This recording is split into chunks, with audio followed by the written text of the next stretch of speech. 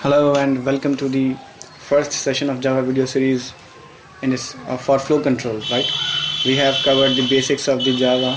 So if you haven't watched that series, please watch that.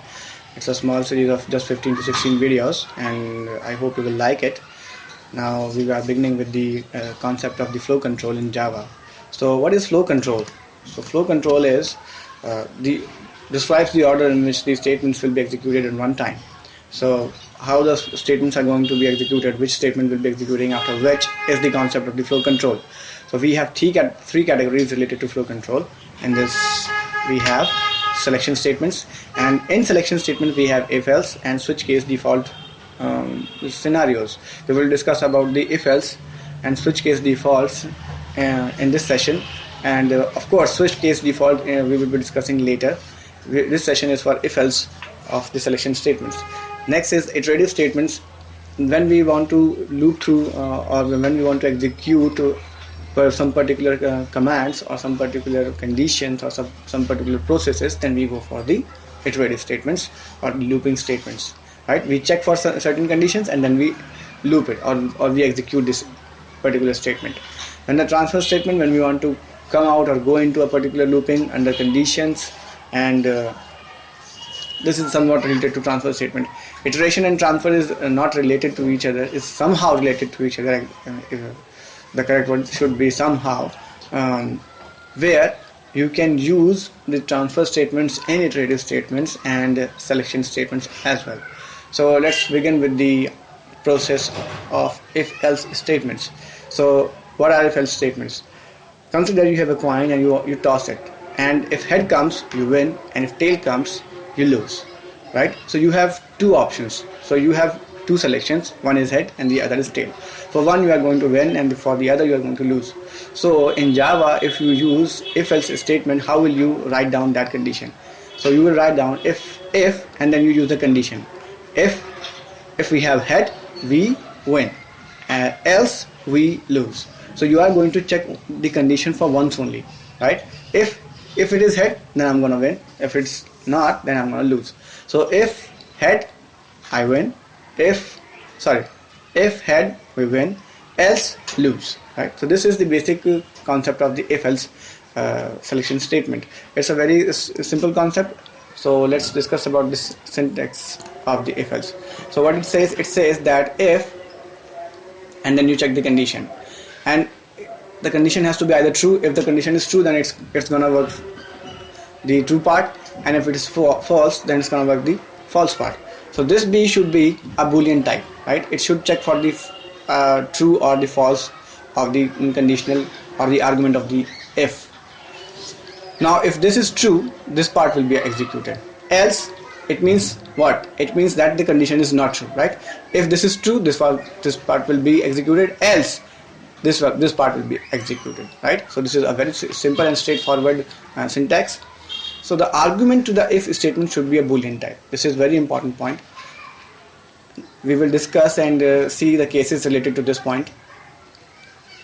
By mistake, if we try to give any other type, then we will get compile time error. So that's why this is important. If this is not a boolean type, then we are going to get compile time error. Else part and curly braces are optional. See, else part, this part, right? This part, my mouse is not working, right? Else part and the curly braces like this, and this. These curly braces are optional. We will see the cases where these are optional and what are the statements that we can execute when we do not have curly braces. So let's take the example related to the control home, control C, alt tab, and I'm gonna take this one, save it, and I'm gonna take this one. Right, let's clear the screen now. Get typer.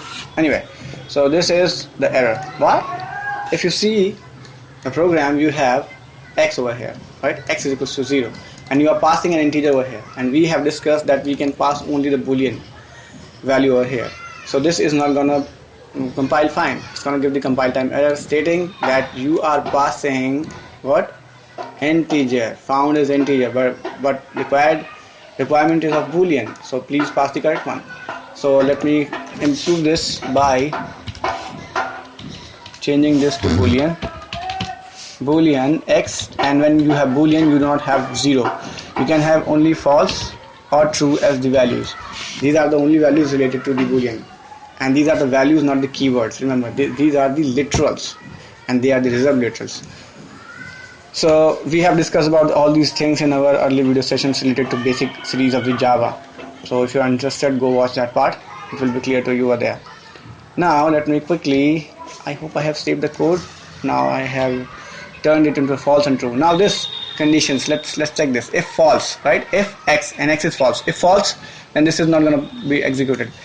This statement will be executed only if x is true. So let me first, so this will not be executed. Now this becomes false. As soon as this becomes false, then it means that else part is the one which qualifies. So this is going to be printed onto the screen. So hi will be there on your screen once you compile and run the program. So this is the compilation of the program. See, it compiled fine because it got the required type, and now we have the boolean type. So hi. So that's why hi is onto the screen. Now if I change the value to true, it means the if part will qualify the condition, because if true, it means the if part will be executed, and if false, it means the else part will be executed. So this time we have the if part as true, that's why hello will be printed onto the screen. Now there is one more point we have discussed. We have discussed that else part is not really necessary. So let me remove this part and see if this is gonna compile fine. And this is compiling fine. Also, because x is true, this time we also are going to get the hello once again. Now say if I run this down to false, I turned it into a false statement, then what's gonna happen? It's gonna compile and it's not gonna give anything because false, and we have nothing to execute for false. So it's not necessary to have the false statement, the else part of the if statement. Also, if we try to remove this one as well, these braces are also removed for else, right? So these braces are also removed. Now let me quickly compile this. This is also going to compile. So the curly braces, the else part is a really optional part, and you can see that if this is true, then it will be printing hello onto the screen. So you can do it on your own. Now let me quickly run to the next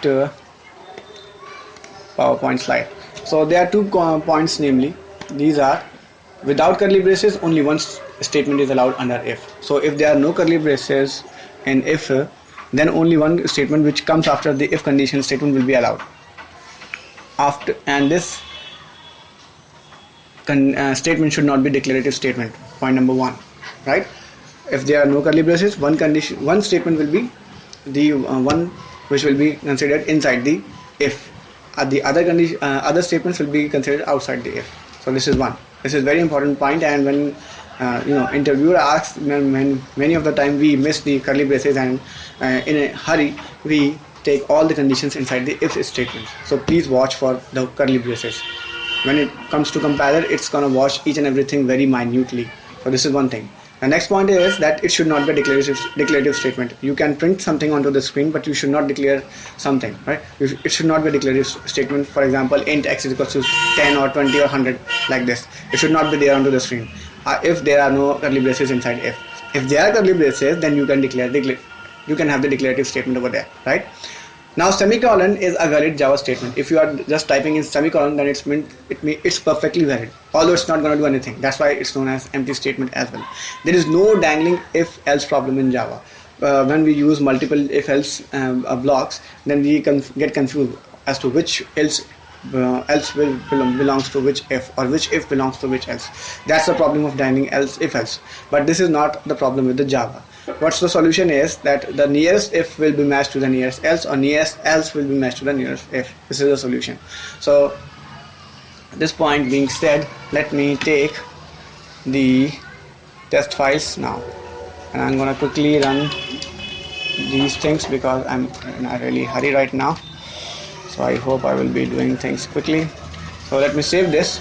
Now this is saved, and I'm gonna run this. Let me clear this part, clearing it, and running it down. Now see the error. Why? Because we are passing integer value over there. But requirement is of boolean. That's why the error is very much clear. Required is boolean. We are found is int. So if I can pass the boolean values, then it will become the correct program and executes fine. Now let's take the next program, and in which what we have done is we have this is an assignment operator. Single equal sign is assignment operator. Double equal sign is comparison operator. Remember. So when we compare things, whether x is 0 over here, and when 0 will be compared with 20, it's gonna give me either true or false, because either x is equals to 20 or it's not equal to 20. So in this case, it's not equal to 20. That's why we will get as a result either false or true, and we know that false and true are the values related to boolean. So that's why this program is gonna compile fine. If I have saved it, yeah, it's gonna compile fine, and because the result is false, that's why hi will be onto the screen. If I just change the program and change the value of x to 20 and recompile and run it, we will find hello onto the screen, because this time the condition is satisfied. While time error, see over there. So you can see that there is no error related now, right? So this is all about the if else statement in Java. Thank you very much for listening. We will soon catch up with you in the next video session. We will be discussing more about the looping statements. Thank you very much for listening. Have a great day, and bye.